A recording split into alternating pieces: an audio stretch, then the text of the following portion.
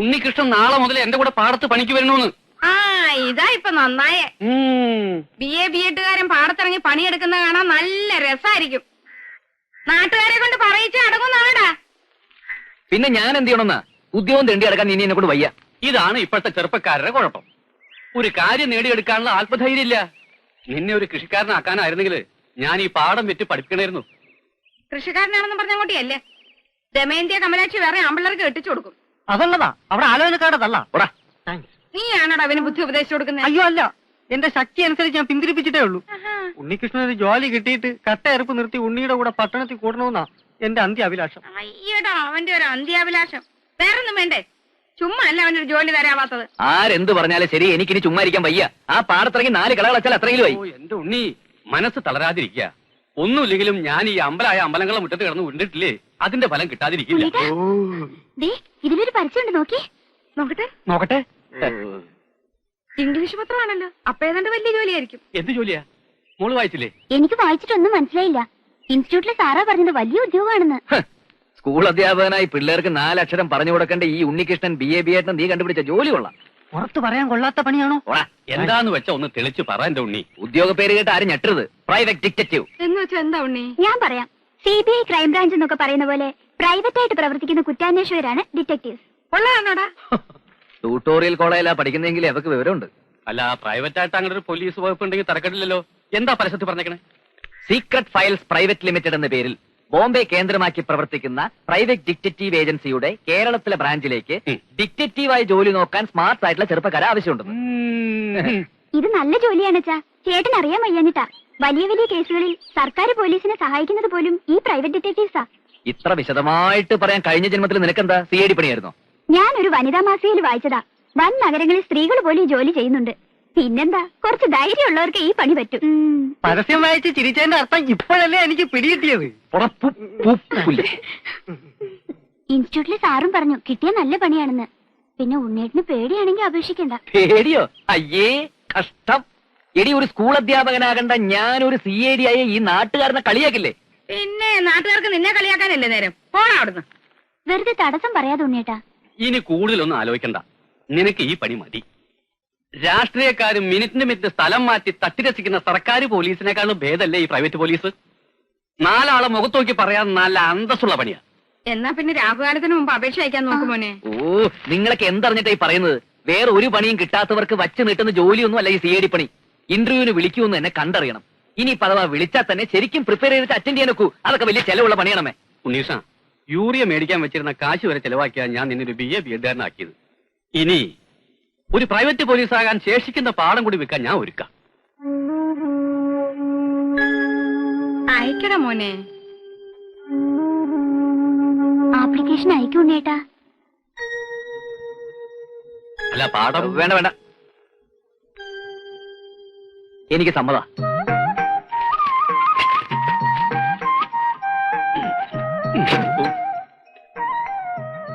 എന്റെ പാറയ്ക്കാവിലമ്മേ, ഇതവന്റെ 52ാമത്തെ അപേക്ഷ. ഇതെങ്കിലും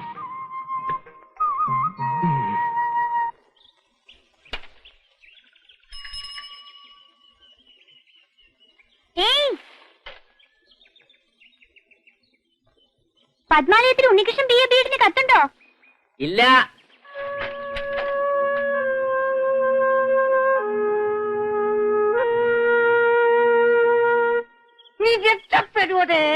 ഉള്ള പട്ടച്ചാരായ മുഴുവൻ വലിച്ചു കയറ്റിട്ട് കിടന്ന് പിച്ചും പേയും പറയാതെ.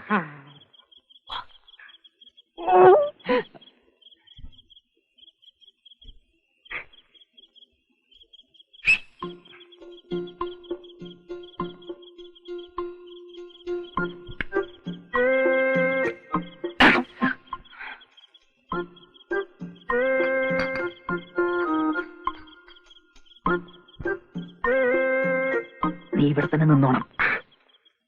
ആരെങ്കിലും വന്ന സിഗ്നൽ തന്നാ മതി. പിന്നെ ആരെങ്കിലും വന്നാ ഞാൻ എന്ത് ചെയ്യും? സിഗ്നൽ തരണമെന്ന് പറഞ്ഞില്ലടാ പട്ടി. തരാം തരാം.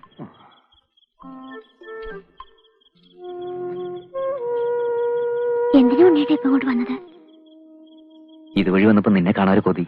ആരെങ്കിലും കണ്ടാൽ എന്ത് വിചാരിക്കും? അച്ഛൻ വായനശാലന്ന് വരേണ്ട നേരായി. ആരും കാണത്തൊന്നുമില്ല. കുഞ്ചുനെ ഞാൻ കാവല് നിർത്തിയിട്ട് വന്നിരിക്കുക. പിന്നെ നിന്റെ ഉണ്ണിയേട്ടനൊരു സിഐഡി ആവും പോലെ. അപ്പോ രാത്രി കാലങ്ങളിൽ ഇങ്ങനെ ഒളിച്ചും പതുങ്ങിയൊക്കെ കാണേണ്ടി വരും, പലരുമായിട്ട് ഏറ്റുമുട്ടേണ്ടിയും വരും. അതിന്റെ ഒരു റിഹേഴ്സലാണെന്ന് കൂട്ടിക്കോ. അങ്ങനെയാണെങ്കിൽ ഉണ്ണേട്ട ഈ ജോലിക്ക് പോകണ്ട. പോവാതിരുന്ന നിന്നെ ആ ഗൾഫുകാരൻ മുറത്തിറക്കം കെട്ടിക്കൊണ്ടുപോയില്ലേ? എന്നാ ഞാൻ ആത്മഹത്യ ചെയ്യും. ഓ ദൈവമേ, ഇത് കരയ്ക്കും പോകത്തില്ല വെള്ളത്തിലും പോകത്തില്ല എന്ന് പറഞ്ഞ പോലെ ആയല്ലോ. വഴക്ക് പറയത്തില്ലെന്ന് പാറേക്കാവിൽ ഭഗവതിയെ പിടിച്ച് സത്യം ചെയ്ത് മറന്നോ?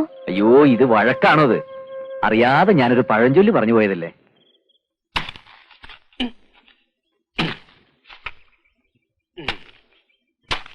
അപ്പുണ്ണിയേട്ടാ,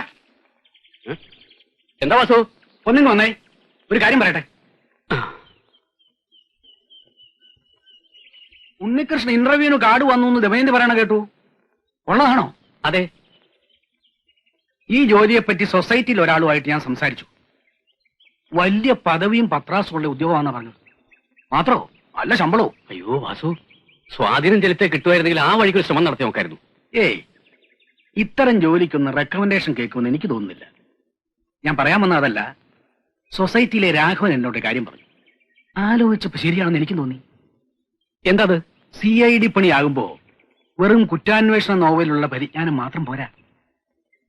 കായിക ശക്തിയും ബുദ്ധിശക്തിയും വികസിക്കാനുള്ള പരിശീലനമാണ് ആവശ്യം.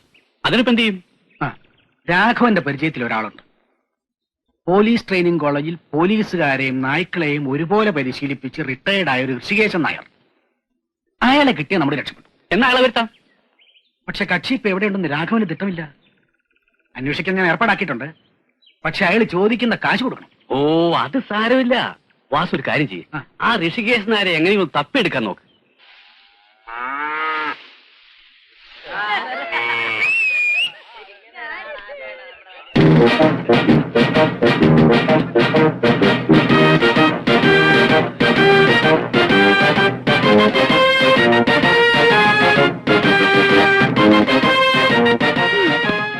പപ്പുണ്ണിയില്ലേ?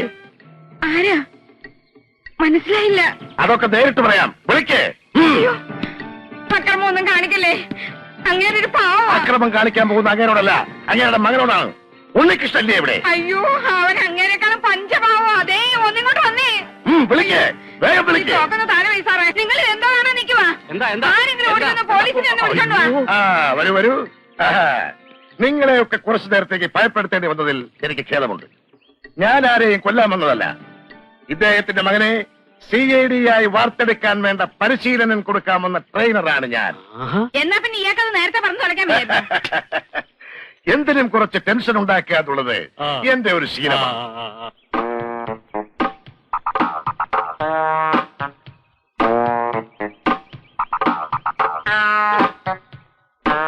സൊസൈറ്റിയിലെ രാഘവൻ പറഞ്ഞ ആൾ തന്നെയല്ലേ? അതെ, mister Rishikesan Nair, retired trainer, police training college, Thycaud PO, Thiruvananthapuram 14. ഇനി എല്ലാവരും പൊക്കോളൂ. ഇദ്ദേഹം കുറച്ചു ദിവസം ഇവിടെ ഉണ്ടാവും. അഭ്യാസങ്ങളിൽ ചിലത് നിങ്ങൾക്കും കാണാം. ഓ, ഞങ്ങളങ്ങ് പേടിച്ചു പോയി. ഓട്ടെ പപ്പുണ്ണേട്ടാ. നല്ല രസമായിരുന്നു.